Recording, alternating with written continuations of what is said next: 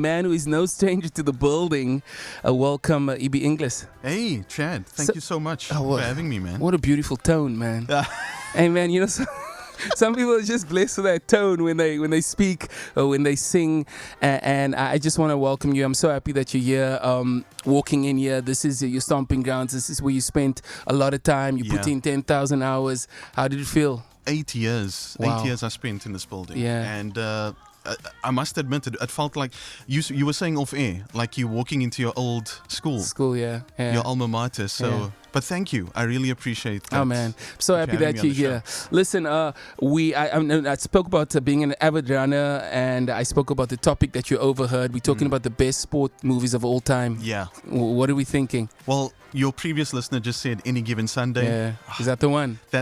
It's one of the big favorites. Yeah. But I've got to say, I have an affinity for combat movies as well within sport. So like boxing and that. So Warrior, MMA. Come That's on. a good one. Yeah. Yeah. Can I throw some more at you? Yeah. How about Ali? Yes, definitely. Karate Kid 1. Come on.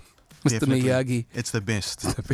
But my favorite line though was from Karate 3. Okay. Because Daniel obviously gets taught by Terry Silver a little bit. Yes. And he asks, he tells me, Mr. Miyagi, when they're opening the bonsai shop, and he's like, Mr. Miyagi, this is a big train of opportunity. If you miss out, it might not come again. Yeah.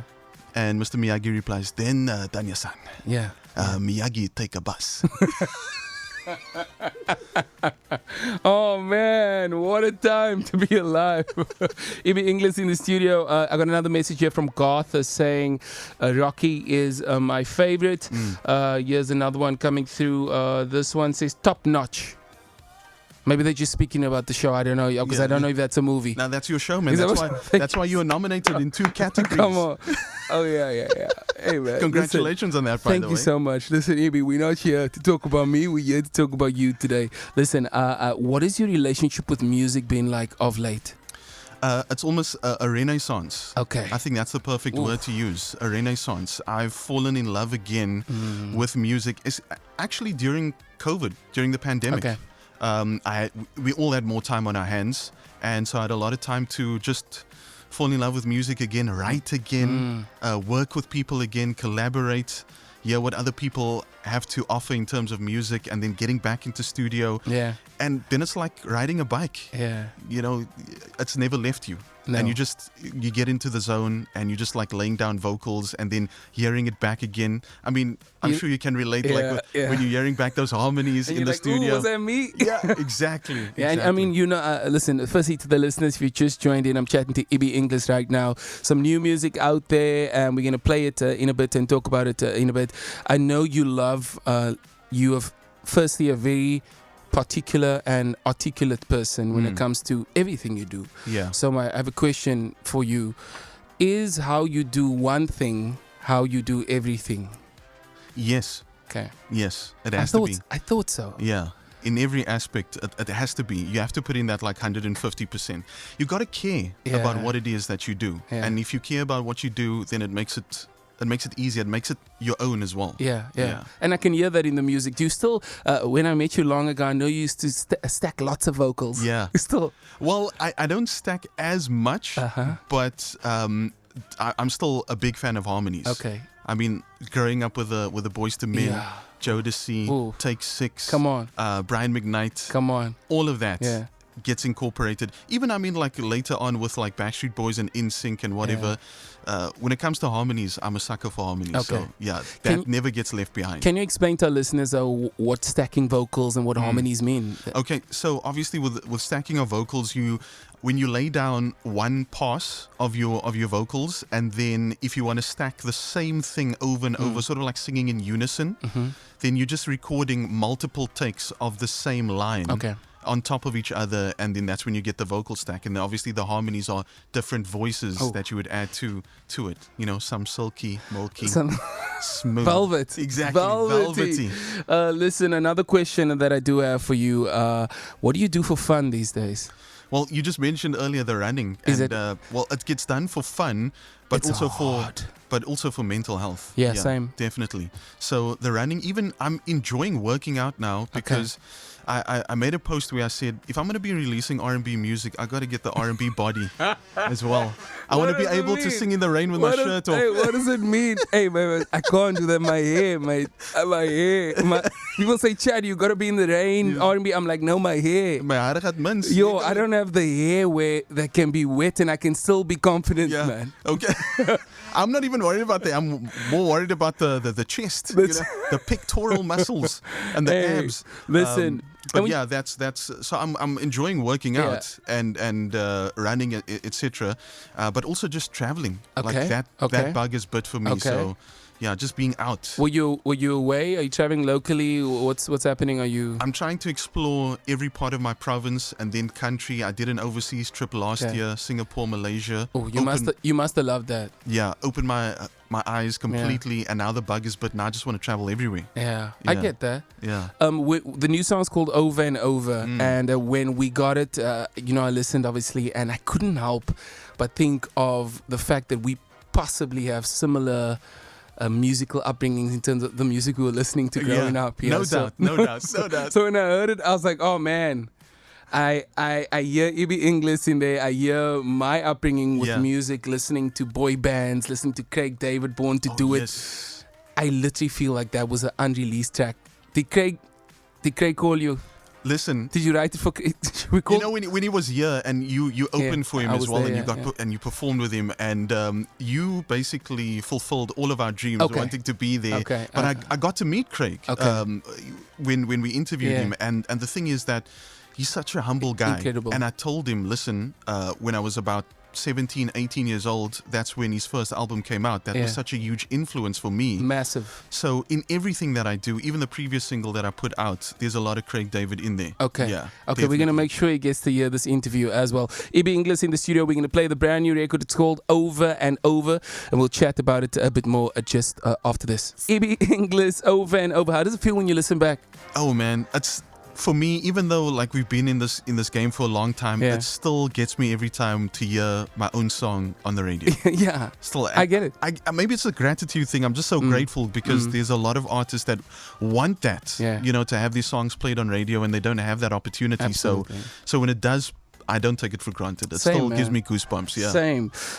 When I checked out the song and I went through some of the compositions and who worked on it, I noticed there were more names than usual. Yeah. Can you break that down for us? Yeah, so I was, this song was actually written and recorded in 3 or 4 different studios. Okay. Because every time we would get together, it was myself, my manager Andre from Machine Management. Shout out Andre. Yeah, shout out Andre.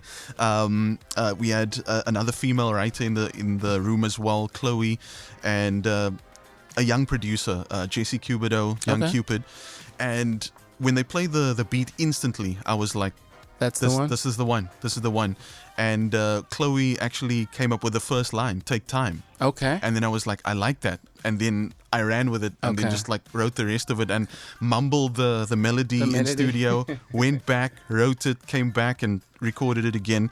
And funny story, the original title of the song was actually called Candy Coated Melodrops. Oh gosh. Because Andre was eating candy-coated melodrops. Oh, is it like that in the studio? Okay. And I was like, candy-coated melodrops, and it was like, yeah, that's cool. And I'm like, I don't think we can use that because it's already like candy-coated raindrops. Yeah, it's already that. So let's not use that. Oh, let's change it.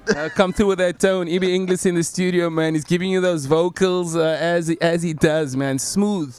When you talk about your influences growing up, you threw a few names out earlier. Yeah. Are those what was playing in your house, though? Because it wasn't that.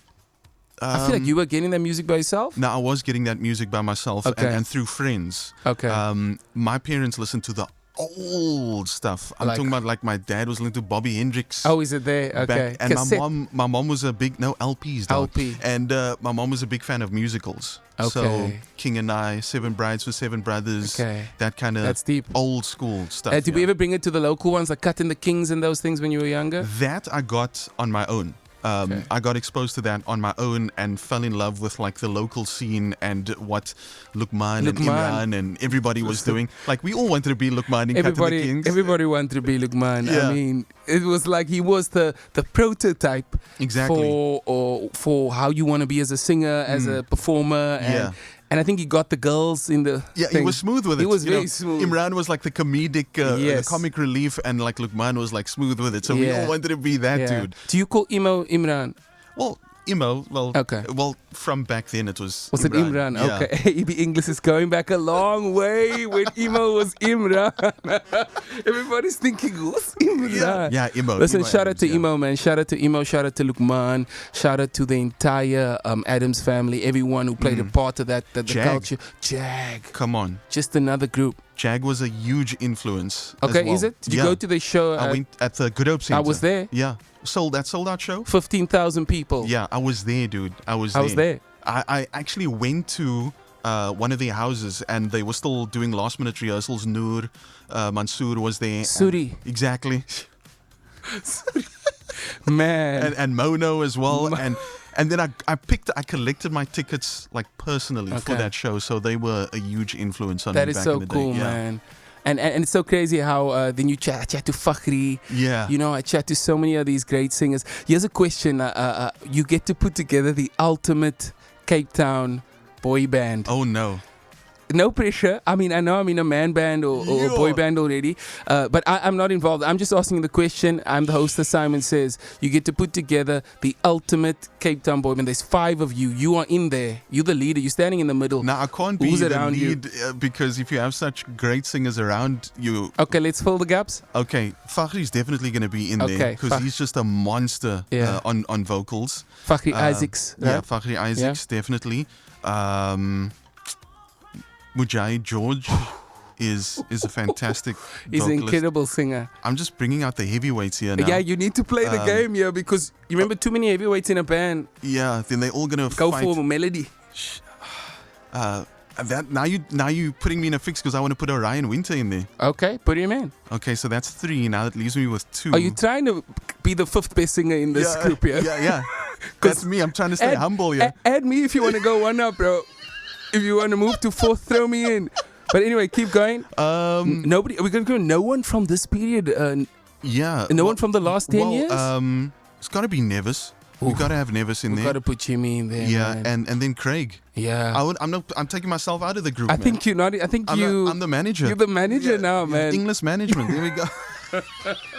Oh man, EB Inglis in the studio. Listen, so he put together his ultimate boy band, and he has Fakhri Isaacs, he has Mujahid George, he has Orion Winter, he has himself obviously, and then he has Jimmy Nevis. I said Craig Lucas. You did say Craig Lucas, but 6 of you guys how are you going to split the money? Now just like 6 ways, 6. Okay.